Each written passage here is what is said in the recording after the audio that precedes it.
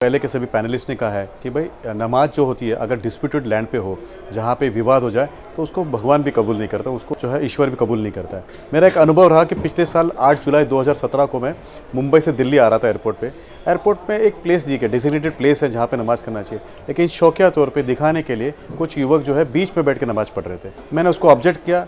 जब ऑब्जेक्शन को सीआईएसएफ के पर्सनल से सुना नहीं तो मैं वहाँ पे धरने पे बैठ गया। मेरा एक अनुभव रहा कि भाई पुलिस भी जो है, सीआईएसएफ भी जो है, कई बार इसको अनदेखा करते हैं। मैंने उनको रिमाइंड किया कि भाई मुझे कॉन्स्टिट्यूशन के नीचे पैरिटी दी गई है और ये दिक्कत खड़ा कर रहा है, इनको बोलिए कि जाके वहाँ पे अपने जगह पे नमाज अदा करें। तो मेरा अनुरोध ये रहेगा कि भाई सीआईएसएफ के पर्सनल हो या पुलिस के पर्सनल हो, वो खुद जो है एक्शन ले और कहीं पे नई जगह पे चालू नहीं है, पहले वो चालू होने देते हैं, उसके बाद में वो आदत बन जाती है, कस्टम बन जाती है। तो अगर पहले ही रोक दिया जाए तो कस्टम और प्रैक्टिसेस बनेगी नहीं।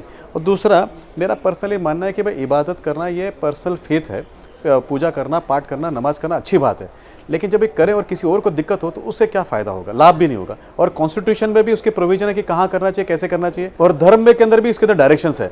अगर इंटेंशंस गलत है तो फिर इंटेंशंस को जाना पड़ेगा। और मेरा जो अनुभव रहा है, अधिकतर मेरा ये अनुभव रहा है कि इंटेंशंस गलत होते हैं। इंटेंशन होता है to show off, to malign people, to harass people. अगर इंटेंशन अच्छा होता तो शायद वो करते भी नहीं। जितने अभी आप देखिए, मेरे बहुत सारे दोस्त हैं जो इस्लाम को मानते हैं और अच्छे लोग हैं। इन लोगों को अगर आपने पूछा तो कहते हैं कि हम हमारे घर पे नमाज अदा करते हैं, टेरेस पे अदा करते हैं, कोई ज़रूरत नहीं कि आपको रास्ते पे जाके करना है। जो जहाँ पे है वहाँ पे नमाज अदा कर सकता है, लेकिन उसका डिस्प्यूट अगर हो जाए तो उसमें क्या फ़ायदा है। तो ये अगर आप सऊदी अरेबिया जाएँ, जैसे जो कि इस्लामिक कंट्री है, वहाँ पे भी पब्लिक पे नमाज करने की कोई इजाज़त नहीं होती है।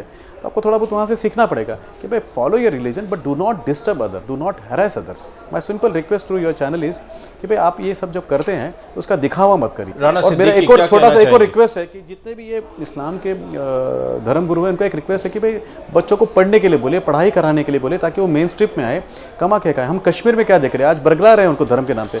मैं इस आपके सवाल का जवाब जरूर दूंगा, लेकिन एक मेरे पास सोल्यूशन था जो मैं राणा जी को और बाकी सभी लोगों को बताना चाहता था। मैं मुंबई में रहता हूँ। मुंबई के पास एक मीरा रोड करके जगह है, वहाँ पे दाऊद जो ये अपना जो बोरी कम्युनिटी है, दाऊदी बोरी कम्युनिटी है, उनका वहाँ पे पूजा पाठ या उनका वहाँ पे नमाज होता है, उसको जाके देखना चाहिए। हर शुक्रवार को वहाँ पे बोरी समाज का 7 से 10,000 लोग एक साथ में आते हैं, पूजा करते हैं। लेकिन वो डेजिग्नेटेड प्लेस है, परमिशन लेते हैं, वहाँ पे उनके वॉलंटियर्स खड़े होकर रास्ते में ना हेल्प करते हैं पुलिस को कि किस तरह से लोग जाए। तो मेरा एक छोटा सा रिक्वेस्ट क्या है कि आप अपने ही इस्लामिक दूसरे जो ब्रदर है उनसे सीखें, कि मीरा रोड में जाके देखें कि किस तरह से वो करते हैं।